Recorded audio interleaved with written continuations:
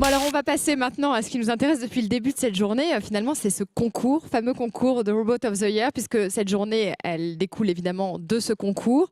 J'appelle sur scène Philippe Naxon, le fondateur de Robot of the Year, et Bruno Maisonnier, le parrain de ce concours de Robot of the Year. Vous pouvez les applaudir, parce qu'ils ont beaucoup bossé pour que cette journée soit aussi riche, aussi dense, aussi informative, etc., etc. Donc ça y est, c'est l'heure. Ça y est. On va enfin connaître donc les lauréats. Ah, il y avait plusieurs catégories, c'est ça? Alors, il y avait 2 catégories. Alors, en effet, on a décidé, déjà pour information, parce que c'est important de le savoir, on a reçu à peu près une trentaine de candidatures de plusieurs pays d'Amérique du Nord, d'Europe et même d'Asie. Donc, à partir de ces 30 candidatures, on en a sélectionné 12 qui nous semblaient être très intéressantes pour cette phase finale. On a sollicité donc l'ensemble de nos membres du jury qui ont été de très bons membres du jury puisqu'ils nous ont tous donné leurs réponses en temps et en heure. Ça a été un choix extrêmement serré. On a 2 projets qui se sont pour autant démarqués sur l'ensemble de ces candidatures. Donc on a décidé d'attribuer 2 prix. Donc un prix, le grand prix de The Robot of the Year et le prix coup de cœur. Donc on va commencer par, on va le faire en bonne et due forme, on n'a pas d'huissier, mais... Alors le prix, on va commencer par le prix coup de cœur. Je vais laisser Bruno Maisonnier ouvrir l'enveloppe. Et parmi ceux qui n'ont pas été sélectionnés, il y en a qui étaient vraiment bien. Donc ça veut dire qu'il y avait du choix, quoi. Qui n'ont pas gagné. Ouais. Ouais, qui n'ont pas gagné.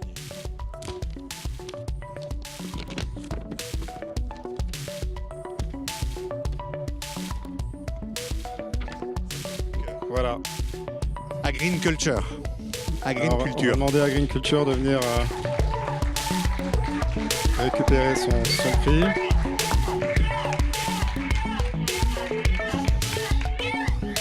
Alors on a essayé de jouer une combinaison de brut et d'impression 3D. Bravo. C'est bien. Merci beaucoup pour ce prix. Et du coup, j'ai l'opportunité de présenter, d'être un speaker supplémentaire, de présenter ce que fait Agriculture et quelle est son intervention dans la robotique, qui sera la robotique agricole et son utilisation d'intelligence artificielle, entre autres.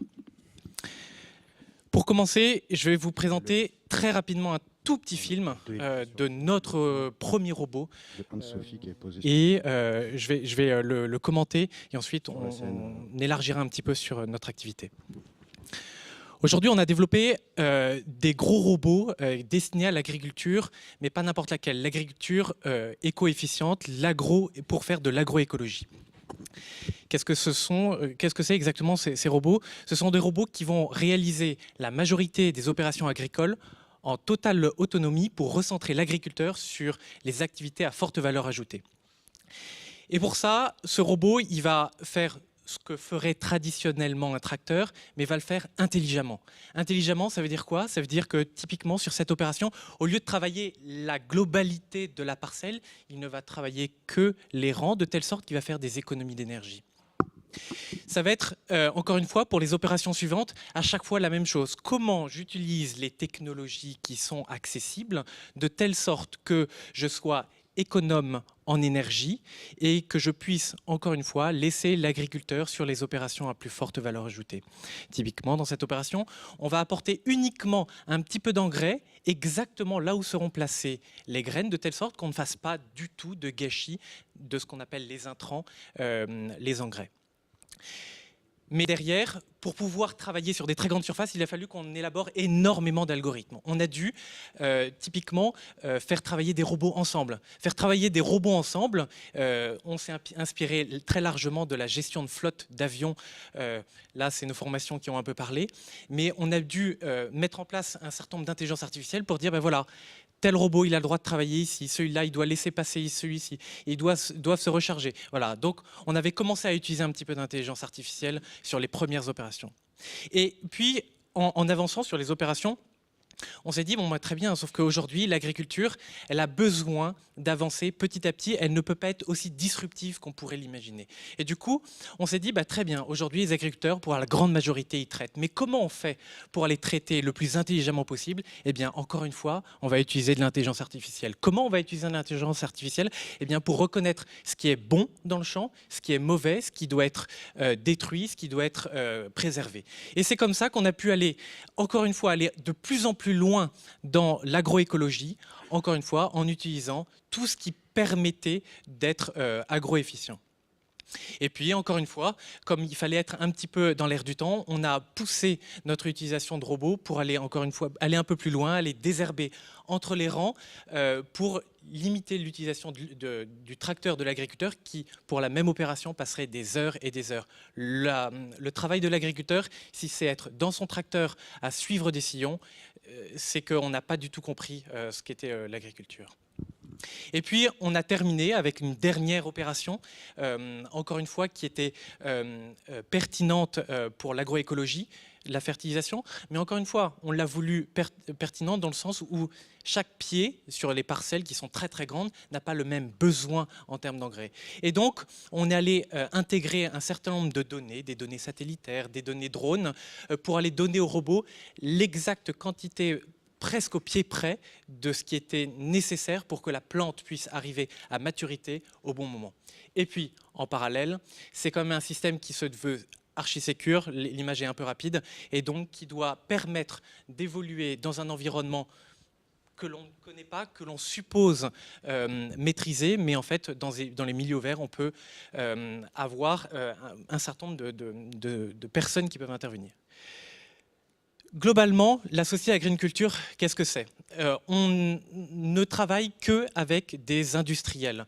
On va voir des industriels qui font de la machine agricole et on leur dit, bah, écoutez, le problème qu'ont tous les agriculteurs aujourd'hui, c'est un manque de temps. Un manque de temps, c'est aussi un manque de main-d'œuvre. Aujourd'hui, en France, en Europe, mais aussi en Afrique, j'en reviens il y a pas longtemps, il y a un manque de main-d'œuvre qui est frappant. Et en fait, ce manque de main-d'œuvre, il est d'autant plus important que pour permettre la migration vers une agriculture beaucoup plus efficiente, mais surtout beaucoup plus agroécologique, il faut beaucoup plus de main-d'œuvre. Donc comment faire pour changer d'agriculture si on n'a pas cette main-d'œuvre? En plus de ça, les systèmes sont terriblement lourds et abîment considérablement les sols. Or, le sol, c'est ça ce qui permet de faire pousser les plantes. Et donc, notre solution, pour éviter d'utiliser le maximum de produits phytosanitaires, ce qui est fait dans la majorité des exploitations, et sans passer par des investissements colossaux, c'est notre solution. Notre solution, c'est quoi? C'est un robot que vous avez bien vu, qui est léger, qui ne compacte pas les sols. C'est un robot qui va permettre d'offrir l'opportunité à l'agriculteur de recentrer sur les tâches à forte valeur ajoutée et ne pas être assis sur son tracteur à faire des tâches à faible valeur ajoutée. C'est permettre de réhumaniser l'agriculteur qui est seul sur son exploitation en lui disant si tu es 70 heures sur son tracteur à faire une opération, c'est que tu es asservi à ton matériel. En revanche, si la majorité des opérations sont faites par des robots et que toi, tu te recentres sur ton cœur de métier, alors la robotique lui offre l'opportunité de réhumaniser sa profession. En plus de ça, l'utilisation intelligente des intrants offre un gain d'agroécologie et des perspectives pour l'agriculture. En parallèle, ce sont des systèmes qui sont relativement simples et donc qui offrent un coût d'investissement assez faible au regard de ce qu'on peut trouver aujourd'hui sur le marché de la machinerie agricole. Un marché, aujourd'hui, vous imaginez bien, le milieu agricole, c'est colossal. Colossal. La robotique agricole, en 2013, c'était il y a quelques années, c'était un peu moins d'1 milliard. En 2020, c'est estimé à 16 milliards. En 2038, à plus de 40 milliards. Donc, vous imaginez bien que la robotique agricole est quelque chose qui va exploser dans les prochaines années. Donc, on s'inscrit et on veut être acteur de cette grosse transformation. Le marché, il est mondial. Je ne connais pas une seule surface dans le monde qui n'est pas exploitée pour pour produire. Donc de toute manière, si on commence en Europe, on aura des leviers d'action partout dans le monde. Et ça, c'est un point important. Et surtout en Afrique, on en parlait un petit peu dans la journée, nous sommes persuadés que la robotique va dépasser le tracteur dans la production agricole en Afrique. Aujourd'hui, comment on arrive, nous, petites startups, à aller sur ce marché-là? C'est simple. On va voir un machiniste agricole, on lui dit « vous avez un tas de ferraille, on va le rendre intelligent avec nos systèmes, avec des systèmes de guidage et positionnement ultra précis. On est à 2 mm de précision avec nos systèmes, mais aussi de l'intelligence artificielle, enfin un certain nombre de panels d'outils, un package complet, simple, que l'on intègre sur un tas de ferraille. Ça donne un robot. Mais ouais, après, c'est bien d'avoir un prototype et des têtes de série, sauf qu'il va falloir les vendre, les exploiter, les déployer. Et en fait, on a un partenaire qui sait faire ça. On s'appuie sur son réseau de vente, son industrialisation et son SAV pour pouvoir accéder au marché le plus rapidement sans intégrer des coûts d'industrialisation qui sont colossaux. Et il faut dire que dans les startups industrielles, l'industrialisation coûte horriblement cher. Aujourd'hui, on avait commencé par un petit robot qui était mécanique, c'était sympa, c'était mignon, 500 kg. Après, on est passé sur le robot que vous avez vu dans la vidéo, un peu plus gros, plus massif, beaucoup plus intelligent, 2 tonnes. Et en fait, maintenant, on déroule notre business model. On a industrialisé, nous, notre boîtier d'intelligence artificielle qu'on pourra pouvoir déployer très rapidement sur d'autres systèmes agricoles. Et en fait, c'est le cas, puisqu'en fait, on déploie sur un nouveau robot pour la vigne, cette fois-ci, nos systèmes, avec, encore une fois, dans notre stratégie, un industriel derrière. Aujourd'hui, notre équipe, elle est assez polyvalente, puisqu'en fait, on intègre aussi bien tout l'aspect smart farming, intelligence artificielle et guidage positionnement. Donc, on arrive à maîtriser l'ensemble des technologies pour pouvoir proposer quelque chose de pertinent et quelque chose qui va s'adapter aux différents clients. Et c'est ça ce qui va faire notre force. Merci beaucoup. Merci Christophe. Encore bravo. Super projet, un robot dans le monde réel. C'est super. Bravo. J'ai pas bien compris pourquoi tu nous avais mis une carte, une planisphère d'il y a 50 millions d'années, mais en dehors de ça, j'ai trouvé ça génial. Ah, c'est ça. Bravo. Bravo. Bien, Bravo Christophe. Ouais, on va s'en servir pour là. Alors, on va ensuite arriver sur le prix le grand prix de The Robot of the Year. Qui a été donc, je vais laisser ouvrir l'enveloppe à Bruno.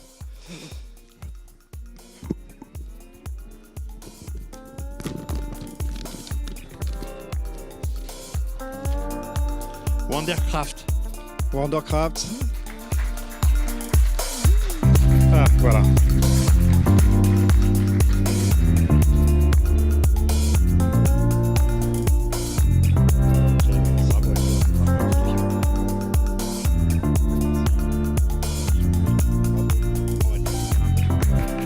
Bien prêt. Oui.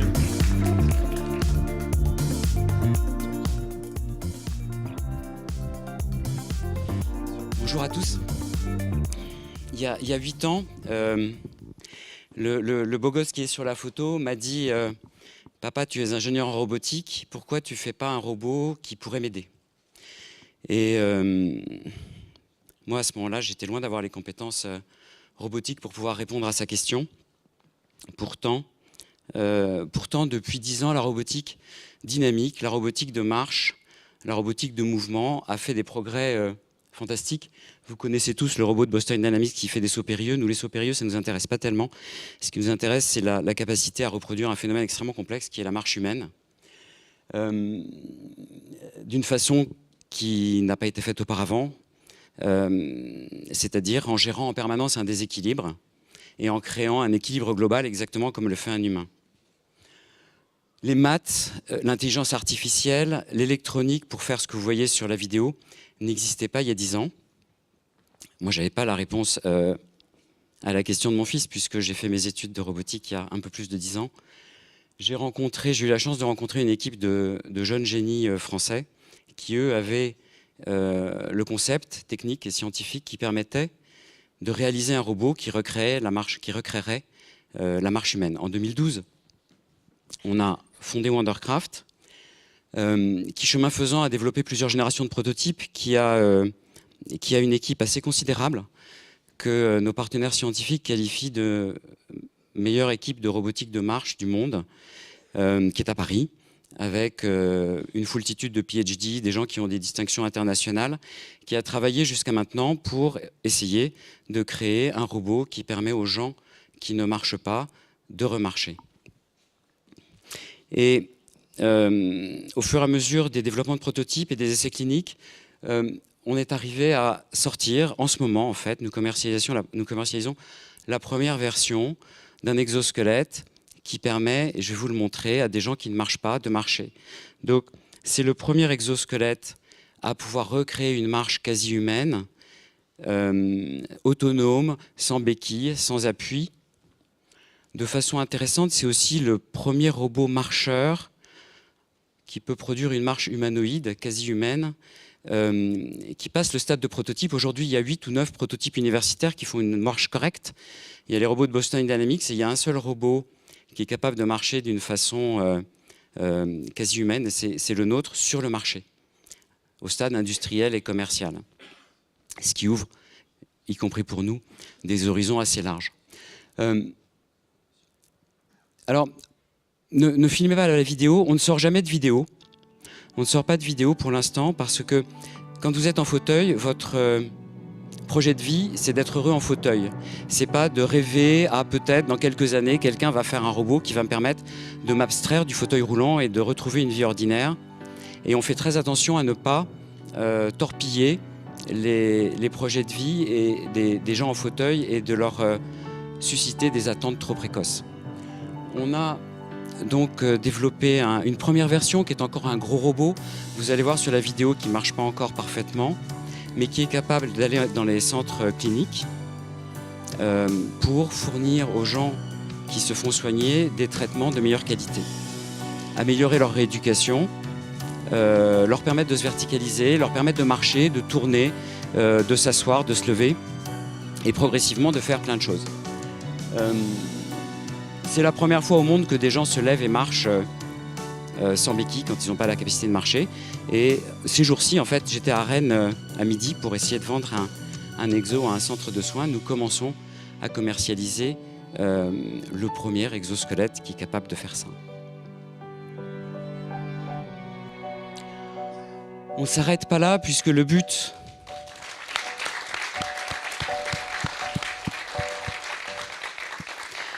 Notre but n'est pas seulement d'être à l'hôpital, mais c'est d'être chez les gens et en ville. Donc d'être capable de distinguer les obstacles, d'éviter les chutes.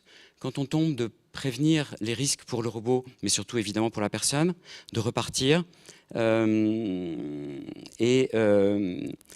de pouvoir franchir, de pouvoir faire tout ce que les gens en fauteuil ne peuvent pas faire. Des choses vraiment très bêtes, mais qui sont extrêmement handicapantes, qui sont aller aux toilettes, monter dans une voiture, etc., qui leur rendent la vie très compliquée. Les gens en fauteuil sont 3 fois plus au chômage, ils ont 3 fois moins accès aux études supérieures dans tous les pays que la population générale, et c'est ça qu'on veut combattre. Donc d'ici assez peu d'années, on pense sortir un robot accessible qui permette aux gens de s'abstraire assez vite de leur fauteuil roulant. Donc le prix nous fait extrêmement plaisir, c'est une grande reconnaissance pour l'équipe géniale qui développe l'exosquelette, et c'est surtout une reconnaissance pour les 100 millions de personnes en fauteuil que nous on qualifie de gens extraordinaires et à qui on essaye d'apporter une vie ordinaire. Voilà, merci beaucoup.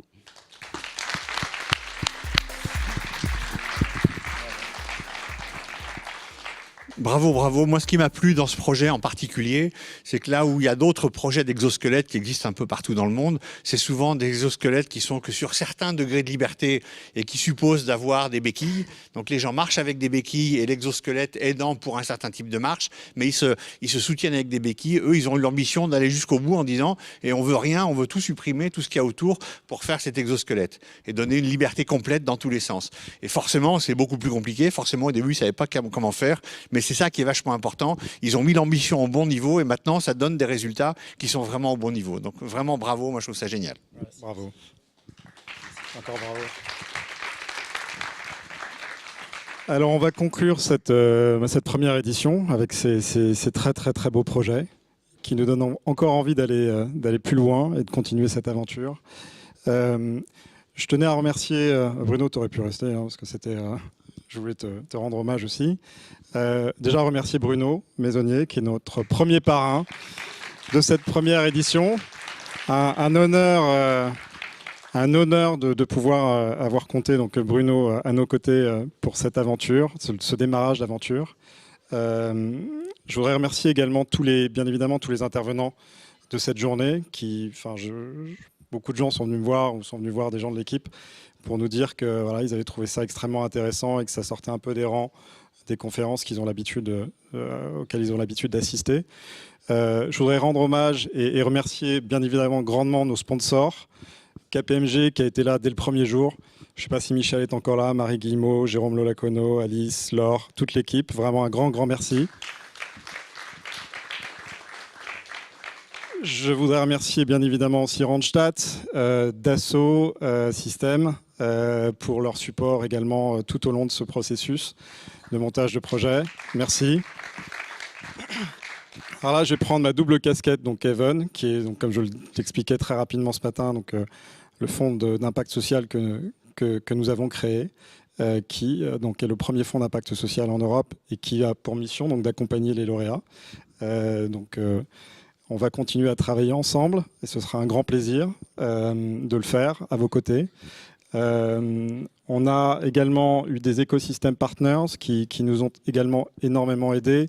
Je voudrais remercier Yann Gosselin pour son support aussi des premiers jours et qui est toujours là à nos côtés à développer ce projet en nous apportant une expertise d'accélérateur et d'incubateur extrêmement valorisante. Merci Yann. Je voudrais remercier aussi bien évidemment Sylvain pour son support sur la partie d'Alliance. Là aussi, on a un beau partenariat qui a démarré. Et enfin, l'école 42. Voilà. J'aimerais également conclure cette journée en remerciant l'équipe. Gilles Follin, qui a été extrêmement présent à mes côtés. Gilles, je ne sais pas où tu es. Les lumières Voilà. Laurent Papiernik, qui fait partie aussi de l'équipe, qui a été notre rédacteur des 10 critères. Nicolas Dupas, Guy Mouyal, voilà, tous ces gens-là font partie de notre projet et sont des éléments clés pour qu'il puisse vivre et continuer à se développer dans les meilleures conditions. Donc merci à tous. C'était une aventure incroyable qui a encore de longues perspectives très intéressantes à venir et à très bientôt. Merci beaucoup.